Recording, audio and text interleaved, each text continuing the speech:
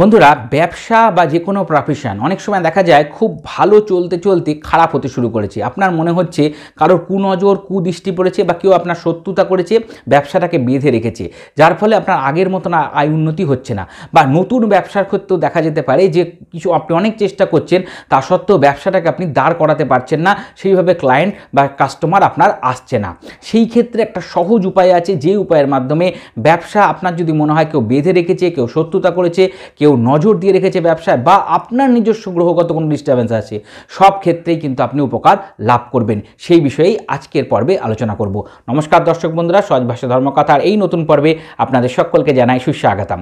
বন্ধুরা, সহজ ভাষা ধর্মকথা মানে জটিল সমস্যার সহজ সমাধান হাতের কাছে থাকা দ্রব্য দিয়ে। কিন্তু এখনও পর্যন্ত চ্যানেলটিকে যদি সাবস্ক্রাইব করে না থাকেন, তাহলে অনুগ্রহপূর্বক সাবস্ক্রাইব করে দিন, যাতে পরবর্তী ভিডিও নোটিফিকেশনগুলো আর মিস না হয়ে যায়।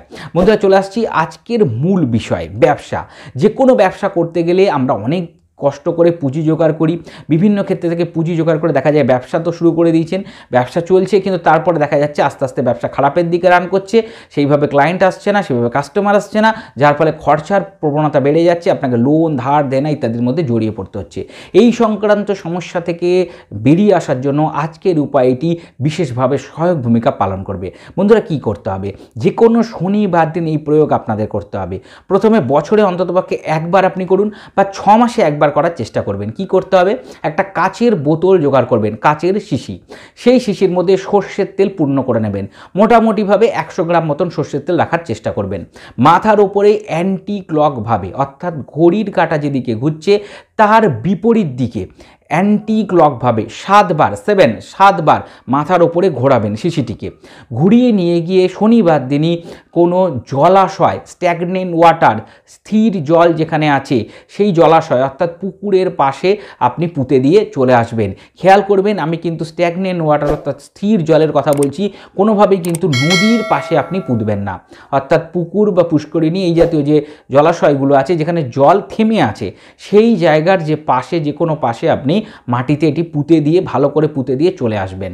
বন্ধুরা, এই বিশেষ উপায়টি আপনাদের করলেই আপনাদের ওপর থেকে যে কোনো ধরনের বাধা, তান্ত্রিক বাধা হোক, নজর দোষ হোক, গ্রহগত ডিস্টার্বেন্স হোক, কাটতে শুরু করে দেবে। এরপরে আর একটা বিশেষ উপায় আপনাদের করে রাখতে হবে, যার ফলে আপনাদের ব্যবসায় গ্রাহক আকর্ষিত হবে, ক্লায়েন্ট আসতে শুরু করবে। যে কোনো প্রফেশন, শুধু ব্যবসা না, যে কোনো প্রফেশন যেটা নিজে আপনি করছেন, আপনার প্রফেশন হিসেবে আপনি দেখছেন, সেইখান থেকেও কিন্তু আপনি একই রকমের সুযোগ পাবেন। এই বেলা একটা কাচের ডিশ বা প্লেট নিয়ে নেবেন, কাচের একটা পাত্র, তার মধ্যে কিছু জিনিস আমি বলছি সেগুলো আপনাদের রাখতে হবে। প্রথম হচ্ছে 2 বা 4টে এরকম সংখ্যায় আপনাদের রাখতে হবে দারচিনি। যে স্টিক দারচিনিগুলো আছে সেগুলো গুঁড়ো না, কিন্তু প্রত্যেকটাই কিন্তু গুঁড়ো কোনোটাই ব্যবহার করবেন না। দারচিনির যে কাঠি মতন হয় সেই দারচিনি 2-4টে আপনি রাখবেন। 2-4টে লবঙ্গ রাখবেন, ফুল শুদ্ধ লবঙ্গ রাখবেন। আর 2-4টে এলাচ রাখবেন। এলাচগুলো কিন্তু ফাটিয়ে দিতে হবে, যাতে এলাচের ভেতরে যে দানা সেগুলো যাতে দেখা যায়, সেটা কিন্তু খেয়াল করে রাখবেন। আর রাখবেন একটা জায়ফল। জায়ফলটা কিন্তু হামালদিস্তা দিয়ে ভেঙে গুঁড়ো করে তারপর ওর মধ্যে রাখবেন। এই যে পুরো প্লেটটি, সেটি আপনারা কোথায় রাখবেন? রাখবেন উত্তর পশ্চিম কোণে, নর্থ ওয়েস্ট কর্নার, বায়ু কোণ, ওই কোণে আপনাদের রাখতে হবে। কোথায় রাখবেন? দোকান, যদি আপনারা দোকান থেকে ব্যবসা পরিচালনা করেন তাহলে দোকানে রাখবেন। যদি আপনার অনলাইন বিজনেস থাকে, বাড়ি থেকেই আপনি ব্যবসা পরিচালনা করছেন, তাহলে বাড়িতে যেখানে ব্যবসা সংক্রান্ত কাজ করেন সেই ঘরে রাখবেন, বা ব্যবসা সংক্রান্ত জিনিসপত্র যে ঘরে আপনি স্টোর রাখেন সেই ঘরে করবেন, বা ব্যবসা সংক্রান্ত কাগজপত্র যে ঘরে রাখেন সেই ঘরে আপনি এই প্রয়োগটি করে রাখবেন। বন্ধুরা, এই যে দ্রব্যটি, এটা প্রত্যেক মাসে কিন্তু পরিবর্তন করবেন।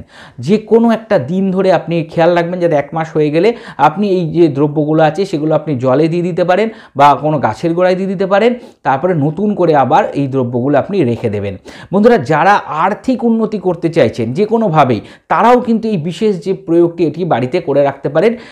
নিজেদের ঘরের যে কোনো ঘরেই আপনারা এটা করবেন, বা বাড়ির যদি আপনাদের সম্ভব হয়, বাড়ির যেটা আপনাদের বায়ুকোণ অর্থাৎ উত্তর উত্তর পশ্চিম কোণ, সেই কোণে আপনারা এই দ্রব্যগুলিকে রেখে দিতে পারেন। এর ফলে সেই বাড়িতেও কিন্তু অর্থ আকর্ষণের প্রবণতা বৃদ্ধি পায়। আর ব্যবসায়ীদের জন্য তো বললামই যে কোন জায়গায় আপনাদের রাখবেন, দোকানে হোক বা ব্যবসা যে জায়গা থেকে পরিচালনা করছেন সেই ঘরে আপনারা এই প্রয়োগটি করে রাখুন। অবশ্যই দুটো প্রয়োগ, যে দুটো প্রয়োগে আপনাদের আর্থিক উন্নতি আসবে, গ্রহ বাধা কাটবে, নজর দোষ কাটবে, শত্রুতা থেকেও যদি আপনাদের বাধা এসে থাকে বা মনে হয় কেউ ব্যবসাটাকে বেঁধে রেখে দিয়েছে, তাদের সেই ঝামেলা থেকেও তান্ত্রিক বিভিন্ন রকমের প্রয়োগ থাকে, সেইগুলো থেকেও কিন্তু এই প্রয়োগগুলো আপনাদের মুক্তি দান করতে পারে। বন্ধুরা, অত্যন্ত সহজ প্রয়োগ, আশা করি করতে কোনো সমস্যা হবে না। আর বন্ধুরা, যদি নিজেদের ব্যবসা সংক্রান্ত বিষয়ে পার্টিকুলার নিজেদের জন্মকুষ্টি বিচার করে প্রয়োগ আপনারা জানতে চান, নির্দিষ্ট প্রতিকার করতে চান, তাহলে নিচের যে নাম্বার যাচ্ছে আমার সেই হোয়াটসঅ্যাপ নাম্বারে আপনারা কন্ট্যাক্ট করুন। বন্ধুরা, আশা করি সহজ ভাষা ধর্মকথার এই পর্ব আপনাদের উপকারে লাগবে। যদি পর্বটা ভালো লেগে থাকে অবশ্যই একটা লাইক আমাকে উৎসাহিত করুন এবং সহজ ভাষা ধর্মকথাকে সাবস্ক্রাইব করে পাশে থাকা বেল বাটনটা ক্লিক করে দিন, যাতে পরবর্তী ভিডিও নোটিফিকেশনগুলো আর মিস না হয়ে যায়। আর বন্ধুরা, আমাদের ফেসবুক পেজ সহজ ভাষা ধর্মকথা, ওখানে একটা লাইক দিয়ে রাখুন। হিন্দু ধর্মশাস্ত্রের বিভিন্ন বিষয় মন্ত্রতন্ত্র ওখানে নিয়মিত আলোচনা হয়ে থাকে। সকালে ভালো থাকবেন, সুস্থ থাকবেন, দেখা হবে পরবর্তী পর্বে। নমস্কার।